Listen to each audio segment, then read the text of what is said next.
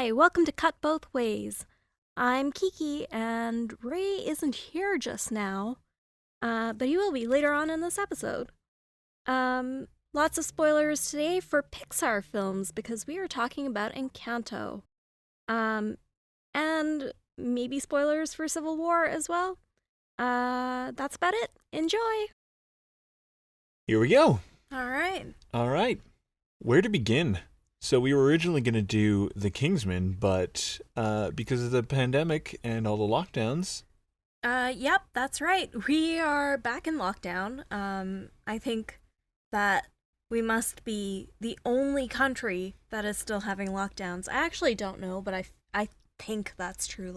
It feels true to me. Yeah, it really feels like we're just stuck in this purgatory.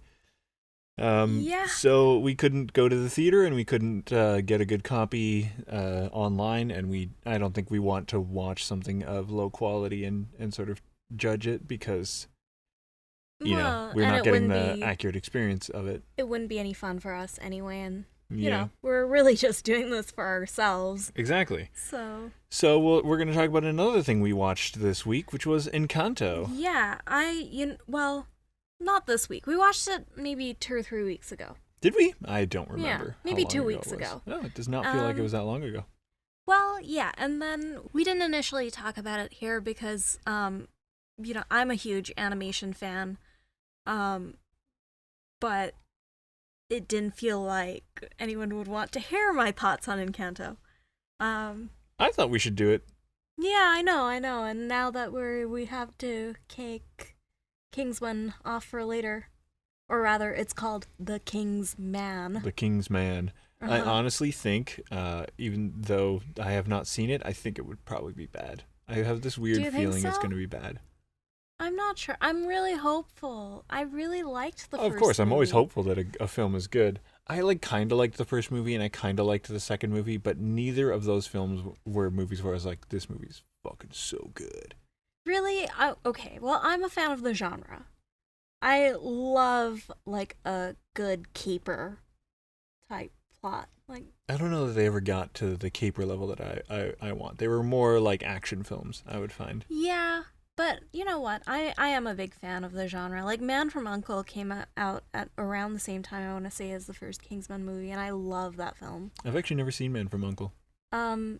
Well, I ended up watching it because my mom's a huge fan of the original show. I didn't know there was an original Yeah, show. there was a show. It was a show, and she loves spy films and movies. And I love spy films and movies too, but these, I don't know, they just felt less like spy films and more just like action films.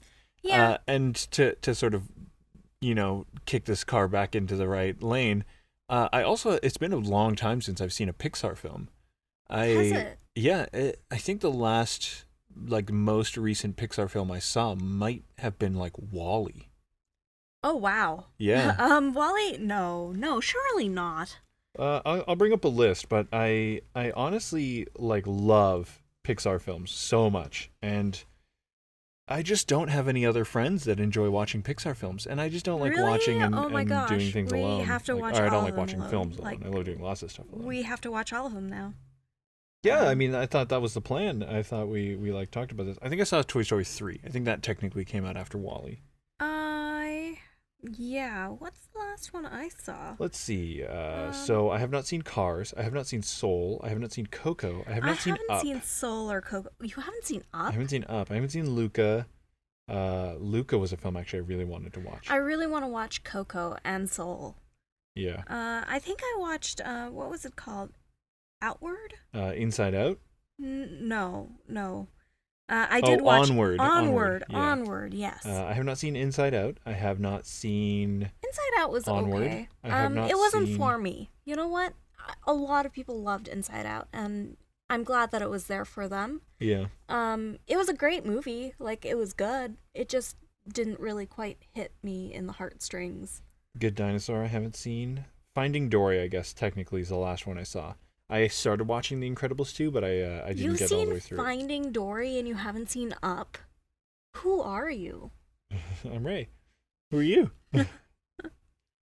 Yeah. Anyway, okay. So Encanto Sorry, is the I'm just first quickly looking through these. I'll probably cut some of Pixar that. film Yeah, that you've seen in a long time. in a Then. long time. Yeah, it's the first That's Pixar too film bad. I've seen in a I very long think time. Pixar is one of those studios where they sort of had a slump, I guess, but I think they consistently produce really great films. Yeah, I think the credit goes to the fact that they hire diverse and interesting producers.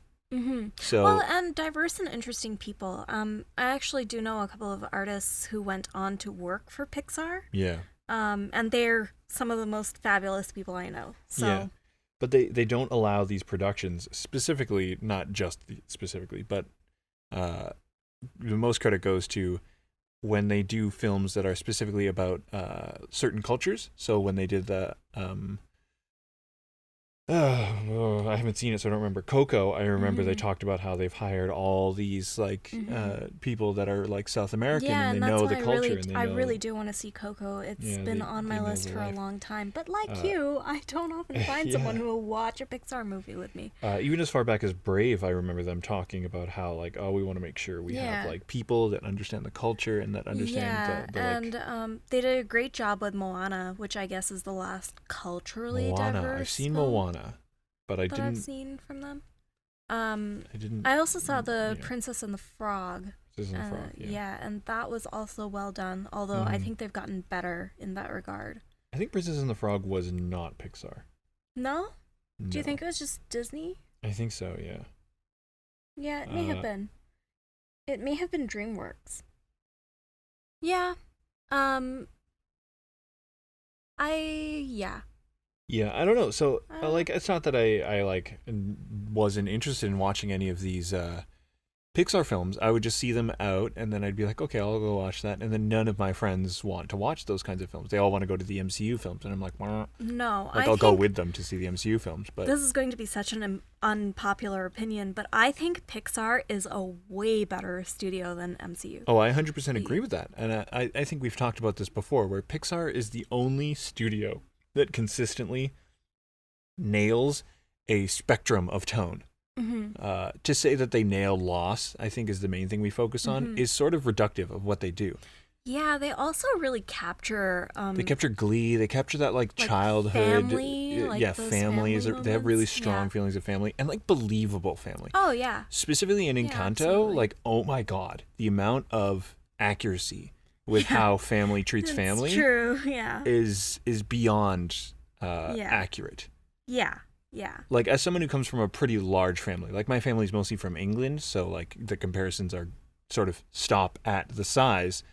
But just the like tiers of family where you'll meet someone and they're like, oh, I'm the like daughter of this person who Yeah. was the brother of your aunt. And you're like, okay, but does that make you family? And your grandmother's like, yes, this is family. How dare you say that? And I'm like, okay. I think families are the same all over the world. Yeah, I mean, in some regard. In a And lot of regards. it's This reminded me a lot of my family, my extended family. You know, like the food might be different, the actual patterns of clothing might be different, but Yeah. like, man, their families are the same. they nailed out those feelings of family. So to say that they they nail loss, they're one of the best things. It's very reductive. It is. They nailed the spectrum of emotion, I think is the way I Yeah. want to put it. They nail when they do happiness, when they Yeah. do like boredom, when they do loss, when Yeah. they do like anything. I think they and they really do it nail it. masterfully. They do it masterfully. Like and with the it's with like- the themes, with the tone, with the music, with like with the all of that, repetition and yes. metaphor and the visual biggest thing for storytelling. me is as far back as I can't even think of what their first one would be. Toy Story, I guess. Toy Story, I guess. But no, didn't Maybe. is A Bug's Life Pixar? I don't know. Let's not Yeah, focus too hard on anyway, this. whatever. The biggest thing for me is they have nailed emotional output of characters since before graphics could just do that absolutely. for you. Yeah, and Better it's- than most actors, I would even say. Oh yeah, absolutely. And those first early movies, like the range of expression that they could get visually on a character's face wasn't that great. Yeah, it was very minimum. Like at the time, we were like, "Oh my god, this is incredible!" Yeah, But they've grown, and we've seen like what and, truly they're capable I of. think that's probably why they had to build that strong narrative storytelling technique, is because they were very limited by the medium at first, and Pixar has innovated so much in often. animation. Yeah.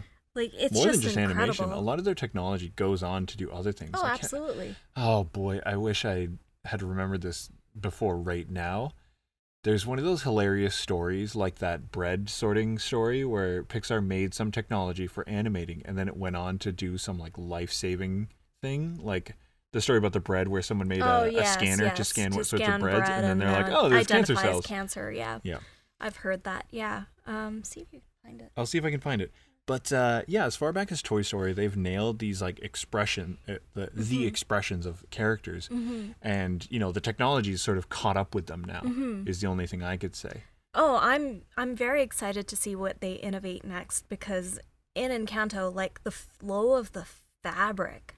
Yeah, I was watching a little bit of a documentary that came from Coco, because did it? Okay. They had this problem in Coco. We have to go watch Coco now. Well, it came from Coco, and obviously it was mastered in this, but it came from the need to have the fabric not get sucked between the bones. Oh, yeah, that makes because a lot of the characters sense. were skeletons, Right. and I guess this was a bit of a spoiler for me. Yeah, because of the way that fluid dynamics works in animation, it just would get sucked into it just would get sucked into the bones, and so they had to like work at it so that it wouldn't get like sucked into the bones. But the fabric in this movie is gorgeous.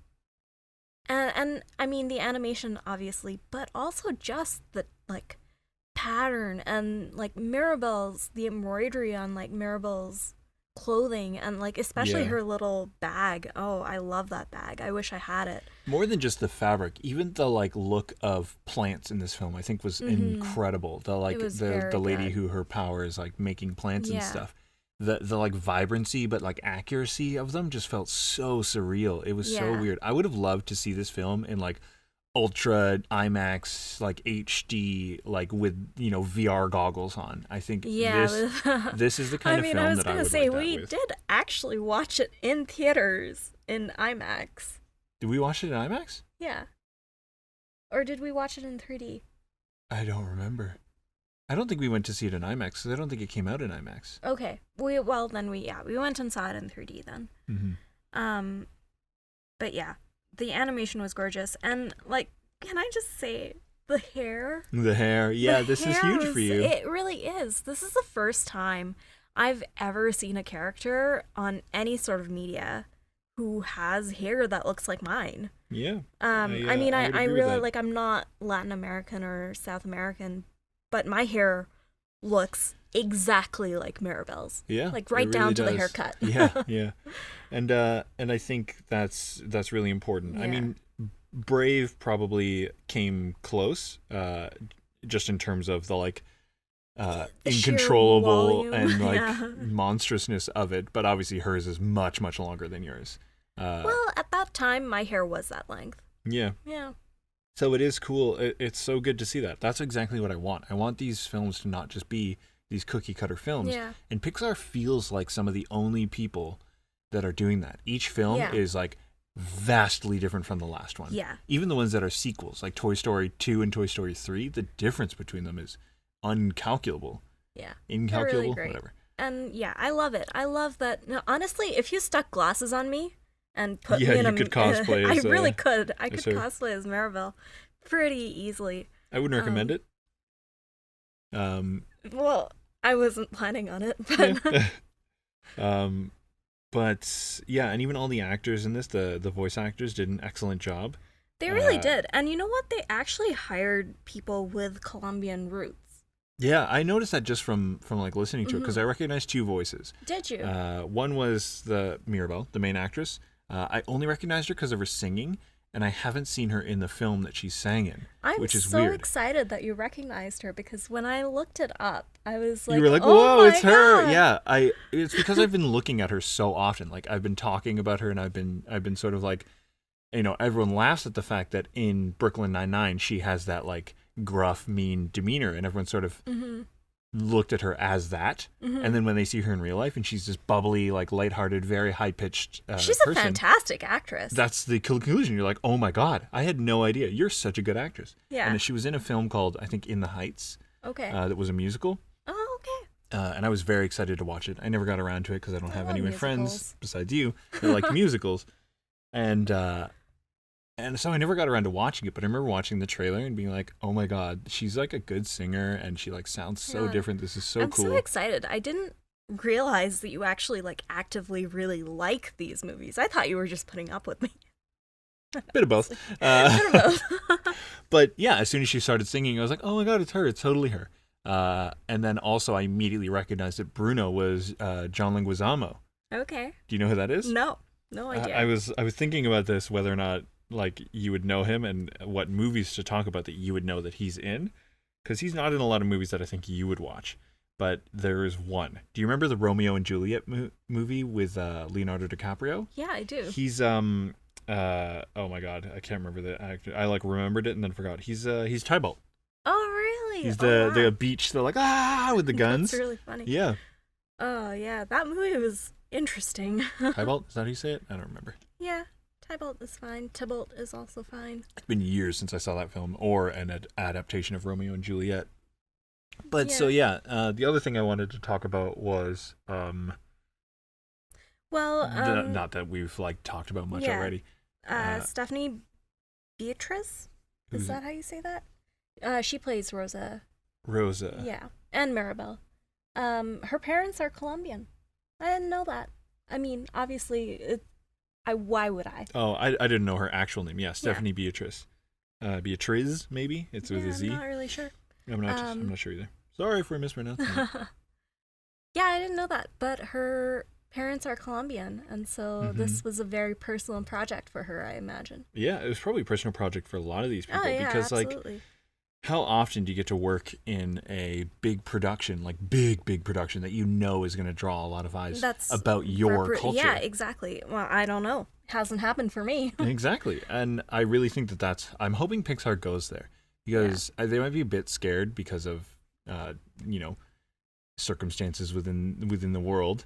I hope they do too. I hope they do that. Because like the last movie that represented sort of Middle Eastern all the way to India, done by Disney was the live action Aladdin, and that movie was a mess. Yeah, and most people when they think about that, they revert to Slumdog Millionaire as sort of the capture point, and that's a very negative film. Yeah, that it's film kind is of very like about the dark sides of culture, and it's like to point a finger and say, "Wow, I can't believe the Middle East is like that." It's like America's like this too. Don't pretend. And also, like, they sort of framed it in India, whereas like the original animated movie was definitely based in Iraq. Mm-hmm. Like, I know that Agrabah is like a made up place, but let's not, like, it was Baghdad.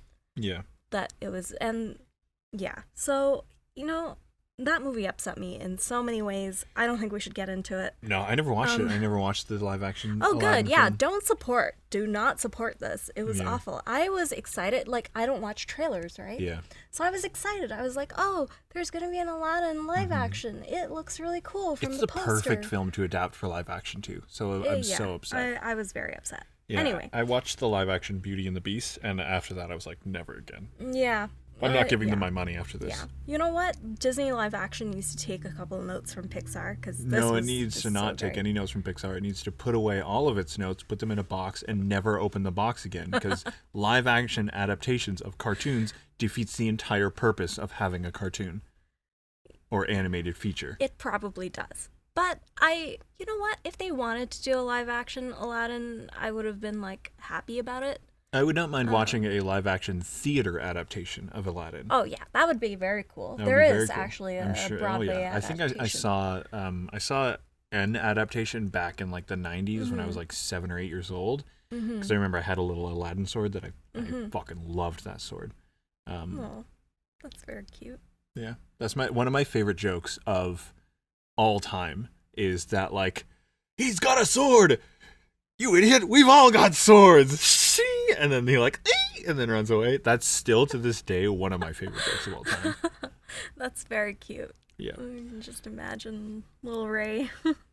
Yeah, so I want to talk about the music. What do you think about the music here? I thought that it was very well done. Mm-hmm. I know. Okay, so let's like time for honesty. This movie didn't hit me in the heartstrings. Same. Um, Yeah. I loved it. I thought it was great. I'm really glad that it's there for the people who it does hit in the heartstrings, and I know they're out there. Mm-hmm. I know that there are people who cried at that song that Louisa sang, where it was like the sort of message was like, "What good am I if I can't do the work?" Mm-hmm. And I know that that like is probably a deeply emotional message for a lot of people. Yeah. And I think that the music was good. I liked it. I liked We Don't Talk About Bruno. I think that's the only standout song for me. But I do think all the music in this film is good. Mm-hmm. But I don't think all the music in this film is like, I'm going to be singing this for the rest of my life. Yeah. Like, in my head, I still hear, like, Lion King songs. This, I don't think I'm going to hear these songs in the next few years. Yeah, but you have to admit that you saw The Lion King when you were young. And I saw Lion King when I was saying, yeah. Yeah. I mean, okay, we'll go back as early as Moana. The Moana songs are, Yeah, I cannot that's get those true. goddamn things out of my head. They're Yeah. so catchy. That's a fair assessment. And though I do think the music in this film is beautiful, and visually, like we've just been talking about for the past, 20 minutes, visually this film is, like, unstoppable. But in terms of plot and in terms of engagement, I think I would not watch this again. I think I'd listen to the soundtrack again. I don't know that I'd be too interested in watching it again. Yeah, no, there are a couple of musical moments that I really like. There's that drip, drip, drip, drip. Yeah. Don't stop. Yeah, that one's a good one. Yeah, that's Louisa's song about Yeah, working. Oh, is that one? Yeah, yeah. Yeah, because it's her and then the rocks fall on her. Yeah. Yeah. Okay. Yeah. Sorry, I was imagining that was a different Yeah. song for some reason. And yeah, you're right. Like Bruno, we don't talk about Bruno. Oh yeah, Yeah, that song like, I think is the standout. It's definitely for me. very catchy. Yeah. So no, I think the songs in this movie are, they're good. They're good. And like I said, I will listen to the soundtrack again, probably like at onwards into infinity. Yeah. But I don't know that I'm gonna watch this movie again. Yeah, maybe not. I probably won't. Mm-hmm. I might if someone else is like, "Oh, I've never seen this," and I'll be like, "Do you want to watch it? Sure, it's a great film." Yeah. Yeah. Like, I would never say don't watch this film. Oh, absolutely not. In fact, I would actively say, please watch this film. This is a great film. Please watch this film. Yeah. There was some weird animation in it that I thought was a bit strange. Like what is it? There's one thing that I picked up on. The faces I felt in this were a little bit over exaggerated. I think they tilted it up a little bit further than they normally do, and it felt a little too far for me. Like, I remember I first noticed it in that very first song when she's saying the family madrigal, and she's like talking about all the powers that they have to the little kids. One of those kids is drinking coffee, and he is blitzed out of his mind. And I'm like, this kid does not look like he's drinking coffee. This kid looks like he's having a brain aneurysm. Like, he looks petrified in his face. His eyes are like... There was something about the way that they did the shadows in this where they felt a little jarring. I think that's pretty I think much I was it. too fixated on the faces. Yeah. Yeah, there was something weird about them. And there about were the, a like, few... shadows in the face in this film Maybe. that like feels a little stark. But yeah, there's But, just something. It it's wasn't still just this kid. beautiful. Like, there were some people when they'd be like shouting at someone, be like, "How dare you!" Their face would just be slightly too animated, like too cartoon, instead of being that sort of Pixar. It is a cartoon, but it's still like real. Maybe they're trying out something new. Maybe they're trying out something new. I think for me, the main reason that this film isn't this like I want to watch this for the rest of my life forever is. There's no primary antagonist. They set up Bruno to be the antagonist, and I like that they make it he's not actually an antagonist. There is no actual antagonist in this film. I like that Pixar is doing that, and I like that they're doing it more and more. Because I like the story that it ends up being that way. I do agree with you. like But I agree. 99%. The stakes feel lower. The stakes right? feel lower. The biggest thing for me is the villain song. Mm-hmm. In a lot of Pixar films Oh, and Disney films, yeah. the villain Okay. song is the song that defines the film. Yeah, you're when you right. when you think back on these films, that like yeah, be the prepared. darker, be prepared, the darker tones, You know, poor unfortunate souls. the more be operatic prepared. songs. Oh my gosh, yeah, you're right. They have a are point. really standout things, and people love villains. You know, like we don't love them because we're like agree with their message. We love them because they're these quirky, like more Yeah. expressed characters. They Yeah. express more vividly, I think, I Yeah. would say. And so, though I agree with you that I like that there was no villain in this film, I think this film needed a villain. Like I like a film where the antagonist is sort of the overarching problems of a like societal structure. There's no person that's like to blame. But I think this film needed a villain. I don't know. I still have nightmares about Frollo. Yeah. The Hunchback of Notre Dame. That movie scarred me. That movie might have the best villain song of all time. It does. Hellfire. Hellfire? Yeah. That's what I was thinking when you were like villain. The And I villain was song. like, It's hard to like But- not want that. that balance is important, right? Because like I saw Hunchback as a kid and Yeah. I wish that I hadn't. Yeah.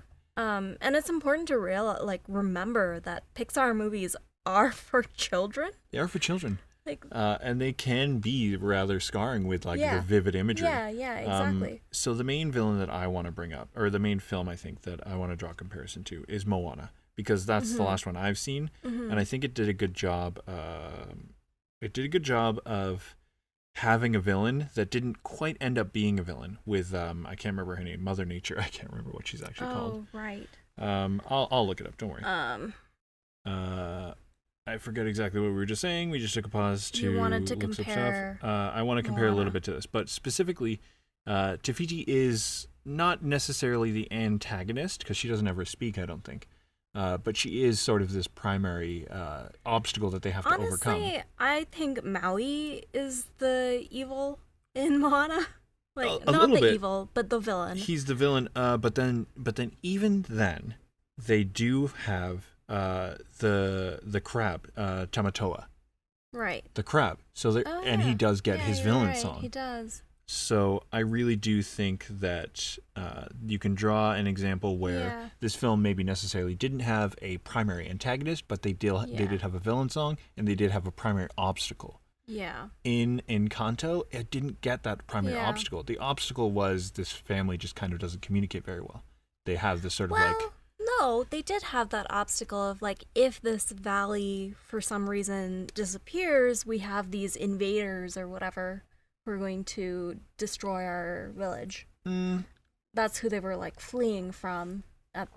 Yeah, I think to, it's like, get- implied that they've they're- yeah. successfully fled. Well, no. So the grandmother is like, the magic has to stay. To keep everyone Alma. safe. Yeah, to keep everyone safe. Oh, I don't know that I caught that. Yeah. Maybe I should rewatch it with that in mind, because I think for me the main thing I'm sort of So like they latching could on have to. added on a villain song while they were fleeing.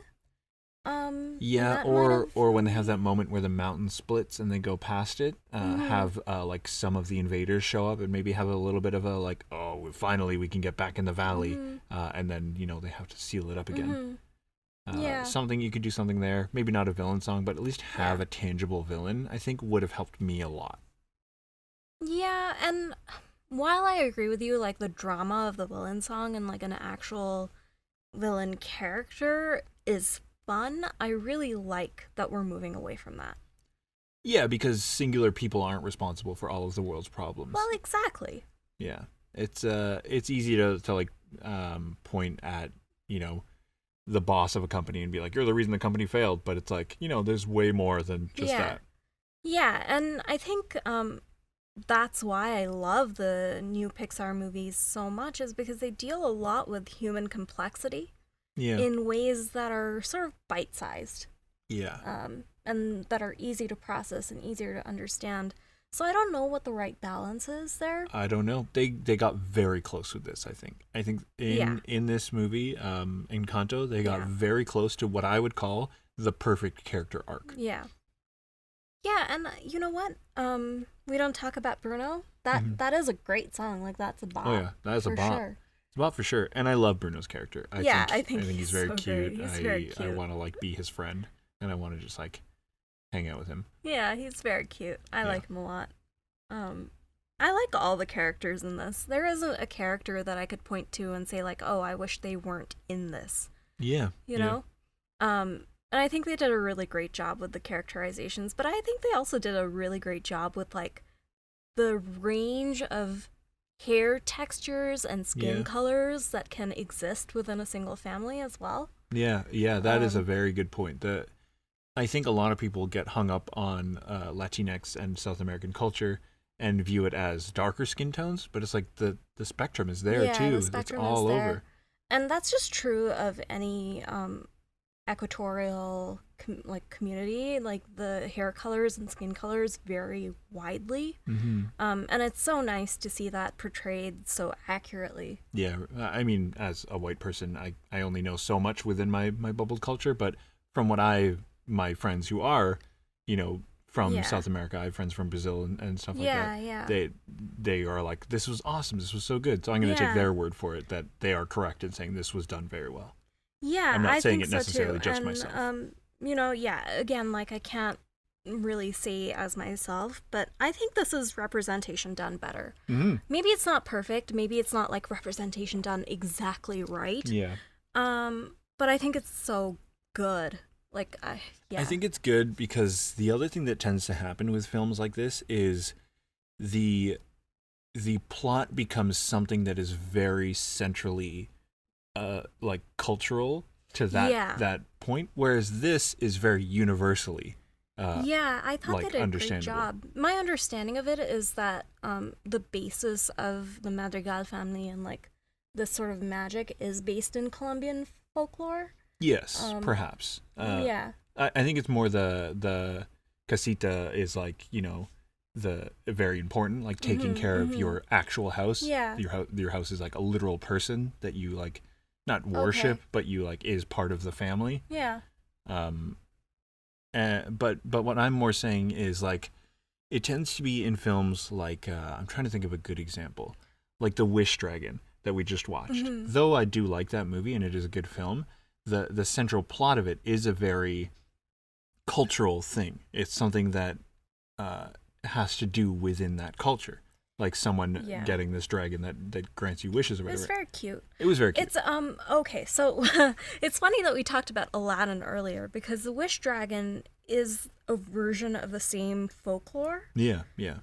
It's like, but the 1001 Nights, like it's not really like set in. Okay, let me. Do we want to drop this and pick it up later? No. Okay. I want to finish my thought. Okay. So the 1001 Nights ranges, right? Like it's a diaspora from all the way from China, like all the way through to the Middle East and Arabia. Yeah. Like we all have that folklore. We share that folklore. And so like it's actually quite nice to see Aladdin and then the Wish Dragon. Yeah, two very culturally different interpretations of the same story basically. But a film like Brave or whatever, where the story is about Scottish like heritage basically, and that is sort of the central point of it. Whereas I feel like in Encanto, the central point of the story is family and like loving your family despite maybe they don't have the same sort of things that all your whole family gets. I don't know. Yeah, and I think that that's a really good point, and I see that on a lot of Pixar films where they're actually now narrowing the scope. They're narrowing the scope, but broadening the diversity. Yeah, exactly, and I think that that's a great move on their part. Films like Moana and Brave were great, but the even though the central conflicts were still like very small within family and within yourself. Yeah. The action of the movie was large. Yeah, there were gods and like mystical beasts that were like shooting lightning. Yeah, exactly. And that's why I actually quite like Encanto because the like scope of it felt very local as well. And I liked that. I liked that feeling of like this is just important within this family, but that doesn't mean that it's not important. In fact, it makes it more important. Mm-hmm. There's a weird joke that I draw a very weird comparison to that I want to talk about. Okay. And I guess we're gonna have to talk about Marvel outside no. of Marvel film. Yeah. Go on then. So, the joke in Encanto is her mom is sort of like being like, oh, it's fine. You're gonna be fine. You're valid despite the fact that you don't have powers like the rest of your family. You're powerful in and of yourself. And she's eating the food. And then she goes, you just healed my hand with I can't pronounce it properly, so I'm going to butcher this right here. Arepa con queso? Yeah, that's pretty good. Pretty good. Sorry for butchering that. Arepa con queso. And I think that joke was done well. It was cute, and it's this sort of joke that there's definitely probably a word for it, because there's a word for like every method of storytelling, where someone makes a point and then someone sort of follows it up with either a statement or just a gesture or something like that, being like, what you're saying is not necessarily true because, A. And in the MCU, there's this one moment, and it's not a joke in the MCU, but it's this moment that I think they cut it in the trailer in the way that I liked it, but then in the film it wasn't in this way. The way it was cut in the trailer was it was Civil War. And the plot of Civil War is that Iron Man wants to arrest Bucky, the Winter Soldier, and obviously Captain America wants that to not happen because he's my friend and I believe in him. And Captain America goes like, listen, like you need to back down. I don't want this to end in violence. And then in the trailer, Iron Man, like he's standing here and the camera is looking at him from his left side, and you only see the left side of his face, and he turns his face, and his right eye is all bruised, and so it's like, what you're saying can't be true because A. And in the trailer, that's how it was shot, and I love this kind of joke and this kind of storytelling moment, and it really, like, I see it, and it makes me connect really strongly with something. Because I think a lot of film and whatever media has this over-reliance on verbally explaining exactly what's happening, and this comes the closest to that without it needing to happen. In Encanto, they do kind of just, she says, you just healed my hand with and this is where I think animation has a strength over film, is that with animation every visual detail is very thoughtfully put in there. Yeah, someone had to spend a week putting that like bread in her hand to gesture with it. And I know that obviously in film people think about these things, but in animation, because you are physically putting every single object in frame deliberately, the visual metaphor and the visual storytelling tends to be stronger if it's done right. And I think that's one thing that the Wish Dragon did very well, now that you've brought it up. But I also think that was another thing we debated about talking about, but I think there were more. We had like just watched, I think, Eternals, and so we were like, we should probably just talk about Eternals. Yeah.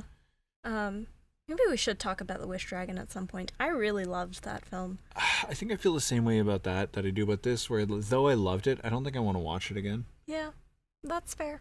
I think that film did the same thing that this film did also, where the facial features and some of the gestures were just a little bit tilted to the over-exaggerating level. And so I didn't quite think it was like flawless, I guess. Yeah. Honestly, I like it because it makes the facial expressions easier for me to recognize. Yeah. And I feel like that's probably why it's in there as well, because again, the audience skews younger, and so the exaggeration helps. Yeah, but it gives it this weird, almost like elasticy, jello-y kind of feeling. And I remember I started watching Cloudy with a Chance of Meatballs 2, and I had never seen the first one. Okay. And there's this one moment where one of the character goes like, oh no, look at that, and he like points at something, but he points like 3 or 4 times. He goes like, oh no, look at that. And the way his arm and his face was just animated and featured, it made me turn the film off. It made me be like, really? I can't watch this. This is just too childish and too like bouncy and like like unbelievable to me. So Interesting. I'm no longer invested in what's happening. And though, Wish Dragon and Encanto don't get nearly that close, they tilt it just over that sort of like barrier where I'm like, you're gonna, if you go further, you're gonna get to this point. Interesting. I've never felt like that about animation at all, so I got strong feelings, man. Huh. That's why I Yeah, you agreed to do. do a podcast. Okay, I mean, that's valid. I think that is sometimes part of the art form. Yeah, I agree with that like over exaggerating, because in an animated thing, if you don't exaggerate at least to a degree, Mm-hmm. the point doesn't come across. But when it's consistently kind of like weird and like jello-y, Mm-hmm. it takes me out of it. Interesting.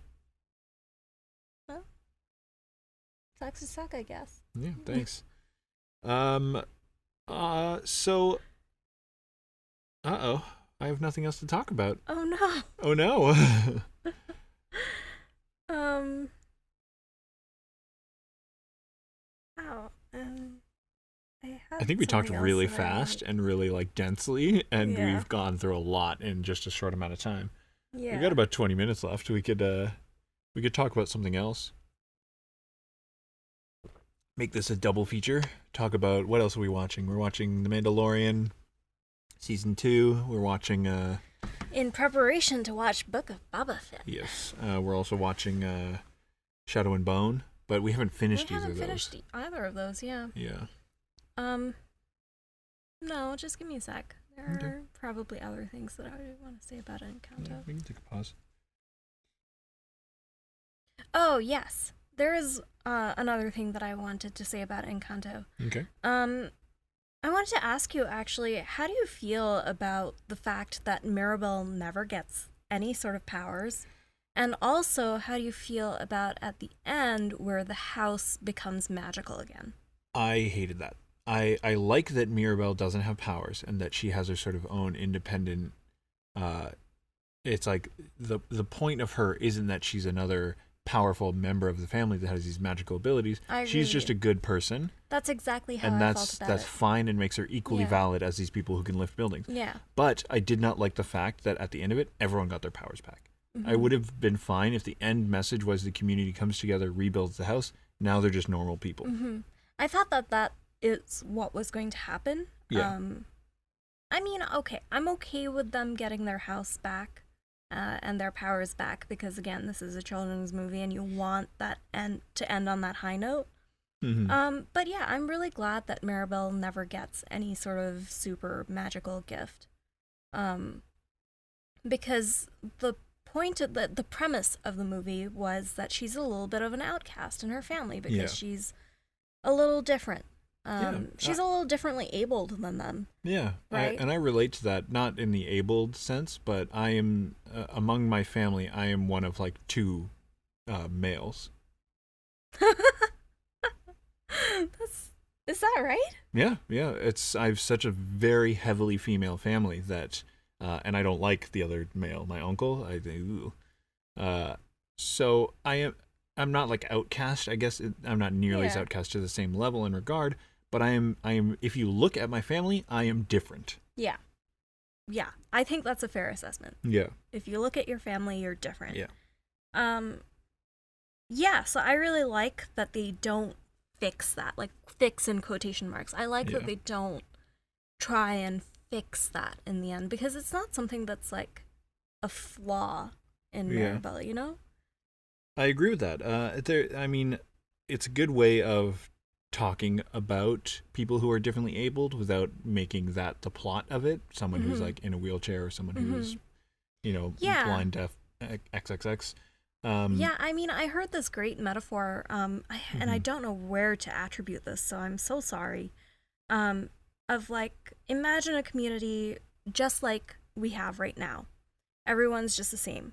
Suddenly, the same as they are right now. Mhm. Suddenly, everyone else except you gains the ability to fly. Yeah.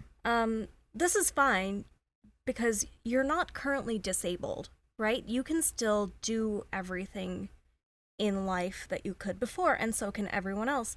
They have this added ability on top where they can fly. Mm-hmm. The moment you become disabled is when the first person builds some building in the sky that can only be accessed by flying people. Yeah. Now and you're disabled because you cannot access the same way that other people can. Yeah, and I think though I think the point of it, not the point of it, but sort of what they're saying is that she's accepted in the family despite her lack of powers. By the end of it, I would have liked to see that the other message is the people in this family aren't unique and significant because of their powers. They are a family and they all love each other with or without. Yeah. I guess they could have pushed that a little bit further. Yeah, and I think they tried to, where Mirabelle went and talked to Louisa, and then Louisa sang the song. Yeah.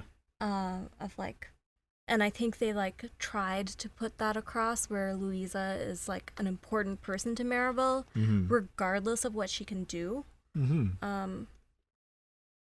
But yeah, so what I was going with this metaphor is like, they got that first part of the metaphor really accurately. But Mirabelle is not disabled. She can access everything the same as anyone else. So I don't think that this like works especially well as a metaphor for ableism. Yeah. But it kind of gets there. It kind of gets there. That's exactly what I was saying. Yeah. Yeah. But and I do like that the reason that Mirabelle can fix things between her and her family is not because she doesn't have a power either.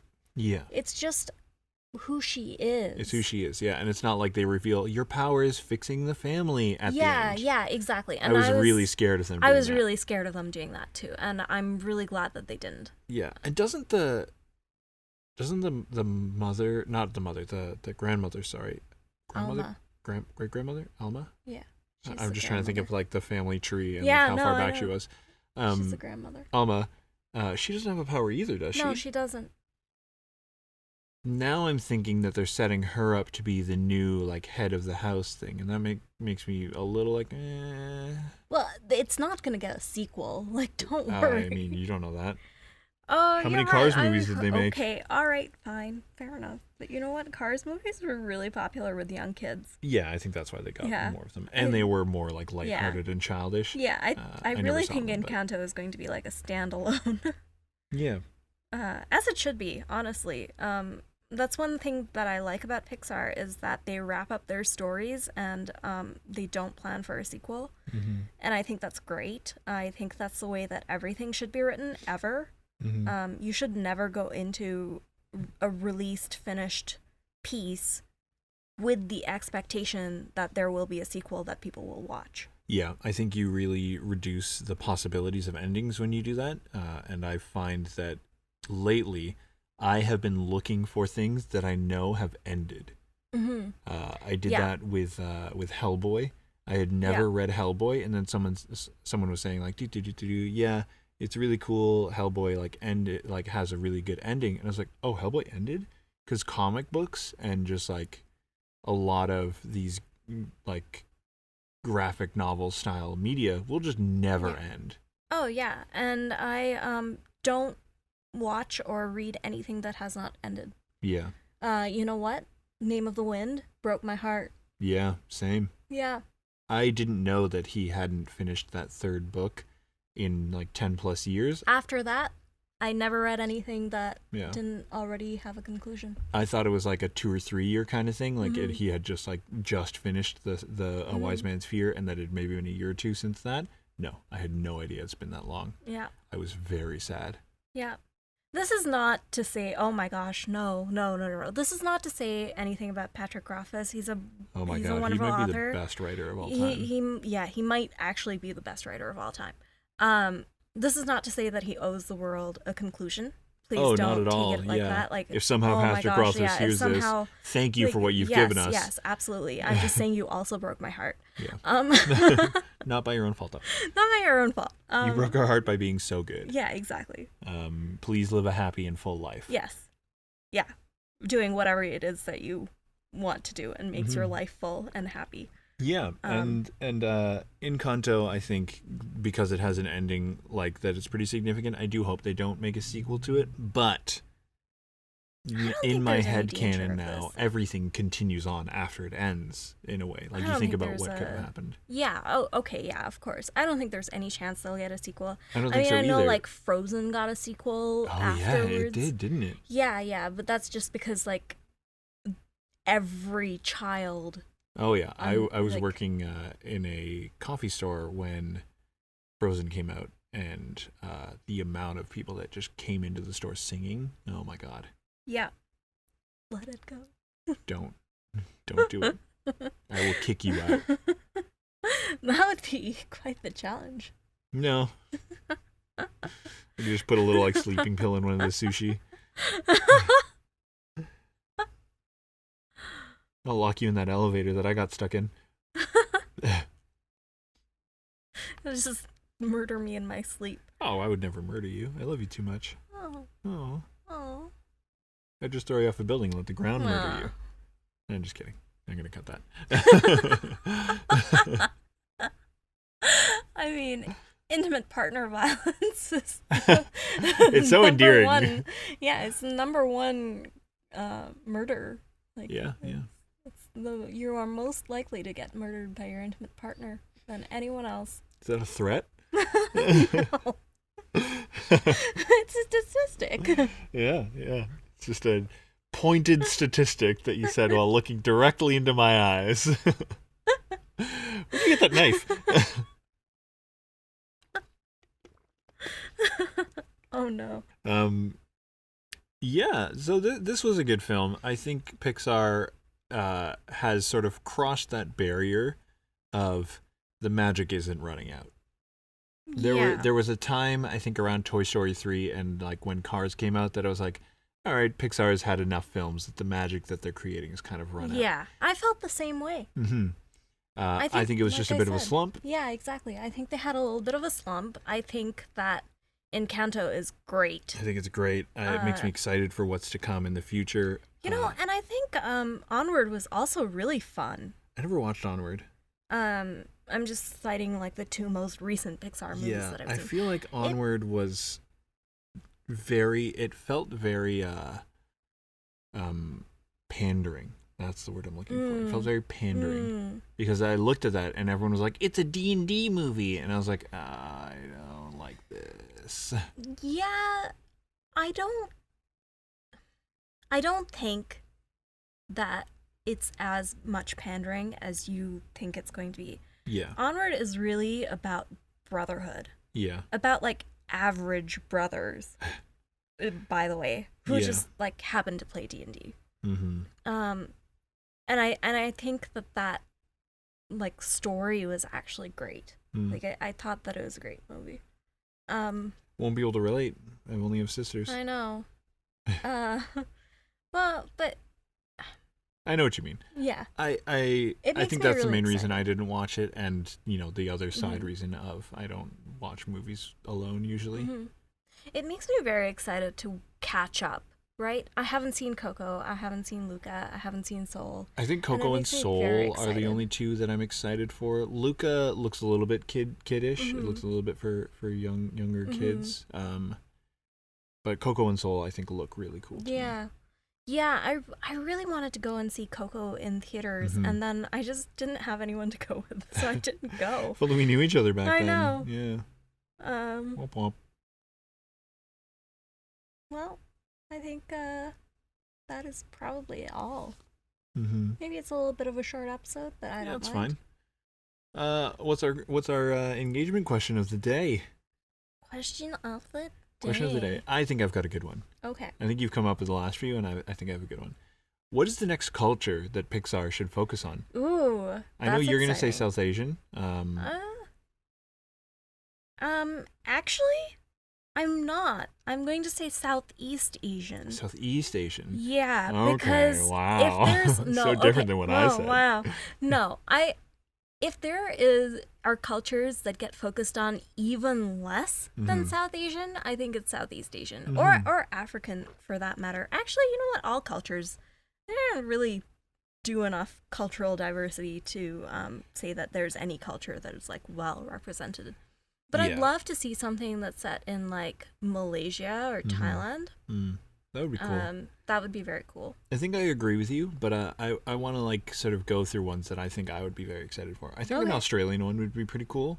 I think there's a lot going on in Australia, and no one really knows, I mean, other than the people who are living there, the culture of Australia. There was just something that was released about, like, there was an animated Was it the film. movie Australia? No, I think it was called, like, Outback. The like 4-hour epic.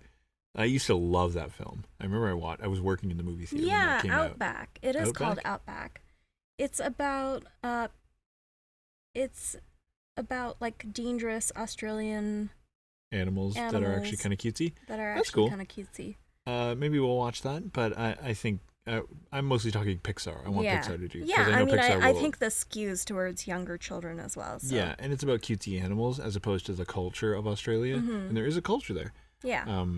Yeah, and I want a human protagonist, actually, now that I'm thinking about it. I don't want cutesy animals. I also think anything in, like, Italy would be very cool. I think there's lots of, like, scenery around Italy and around sort of, like, that area of Europe that I think you could do something cool with that. Yeah. And there was another one that I was thinking of. Russia. Just because you never get Russian films that aren't just like these, like, Russia. Right, yes, because we're still in the Cold War. Because we're still in the Cold War, basically. Yeah. A lot of people are mentally still in the Cold War. I think mostly it's not so much that I think these cultures need fixating on. I think it's that there's nothing that fixates on them that I think is in mainstream media. Well, that's why I think, like, it would be really cool to focus on something that was, like, Malaysia, Thailand, Vietnam. I think number one would be that. It would be for very, me. like, something set in Vietnam. That would be very cool. It would be cool. Something set in Vietnam that isn't a Vietnam War fic. Right, yes. Please no. Yeah, and I think there's so many cultures out there that I would love these sort of Cocos or these Moanas, these Encantos that sort of explore the culture without it being like... Actually, Pixar, can you just go country by country? Like, just start at A? Yeah, just start at the top, go down. Actually, don't start at A, because if you're going to start at A, it's going to be like America, right?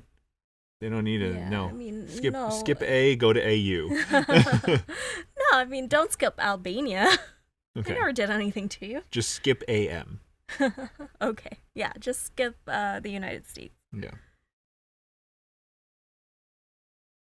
Yeah, that's a very good question. I like it. Yeah, tell us the culture that you think Pixar should focus on. Tell us a little bit about the culture too. Tell us about, like, what about that culture that Pixar could make a cool film about. I think would be very interesting to hear.